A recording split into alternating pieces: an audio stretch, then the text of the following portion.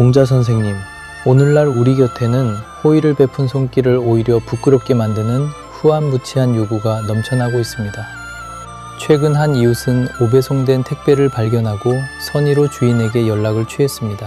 하지만 돌아온 것은 감사함이 아닌 당연하다는 듯 본인의 집으로 택배를 가져오라는 무례한 지시였다고 합니다. 보상을 바라지 않는 순전한 선의를 고마워하기는커녕 오히려 이용하려는 뻔뻔함 앞에서 호의를 베푼 이는 내가 심부름꾼인가 하는 자괴감에 빠지고 말았다고 합니다. 타인의 공경을 보고 일어난 측은지심이 이처럼 비뚤어진 욕망에 이용당하는 모습을 볼 때 우리는 이를 어떻게 받아들여야 할지 고민하게 됩니다. 무례한 사람에게조차 친절로 답하는 것이 진정한 인간의 도리일까요? 아니면 잘못된 것은 단호하게 바로잡는 것이 옳은 것일까요? 호의가 권리가 되어버린 이 척박한 세상에서 상처받은 이들이 다시 타인에게 손을 내밀 수 있도록 선생님의 고견을 듣고 싶습니다. 무너진 예의 앞에서 상처받은 선한 마음을 위로하나니 그대가 들려준 세상의 인심을 들으니 참으로 안타까운 마음을 금할 길이 없다. 타인의 공경을 헤아려 기꺼이 손을 내민 것은 사람을 존중하는 마음의 시작이거늘 돌아온 것이 도리어 뻔뻔한 요구였다니 그 상실감이 얼마나 컸겠는가. 수지청 즉 무어, 인지찰 즉 무도. 옛말에 이르기를 물이 지나치게 맑으면 고기가 없고 사람이 지나치게 살피면 따르는 무리가 없다고 하였으나 이는 서로의 허물을 덮어주라는 뜻이지 무례함을 용인하라는 말이 아니다. 호의를 베풀고도 스스로 자괴감에 빠졌다는 그 이웃의 이야기는 마땅히 지켜야 할 사람과 사람 사이의 예의가 잃어버린 시대에 슬픈 단면을 보여주는 것이라 하겠다. 이익만 탐하고 도리를 잊은 이기적인 자들의 어리석음이 개탄스럽구나.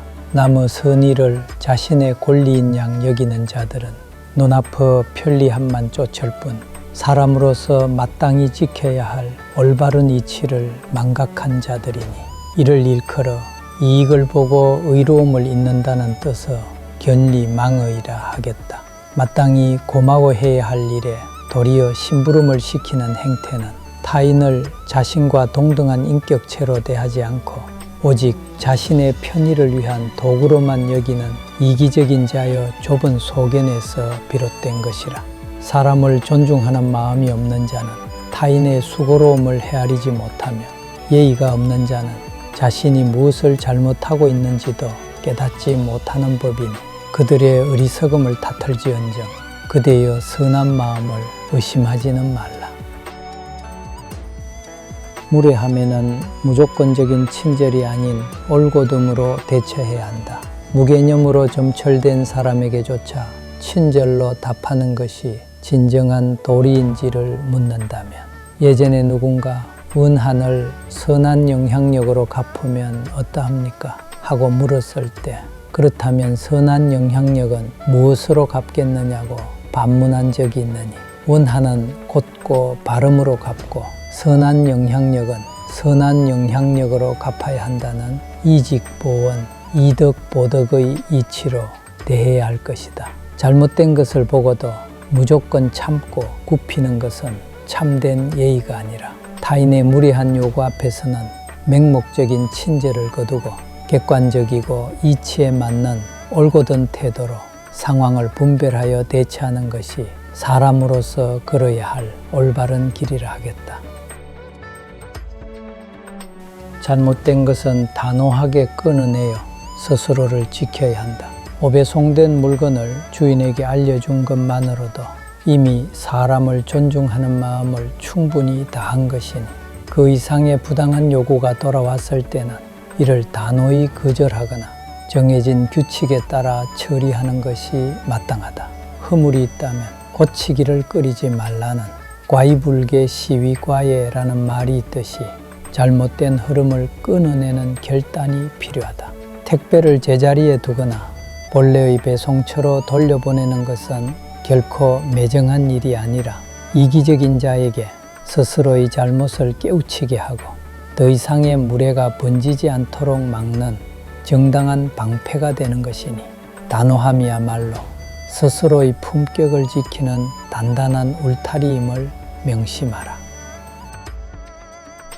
타인의 어리석음으로 인해 우리의 빛나는 본성을 잃지 말아야 한다. 세상의 이심이 척박해지고 호의가 왜곡된다 하여 타인을 향해 뻗었던 따뜻한 손길을 스스로 부끄러워하거나 후회해서는 안 된다.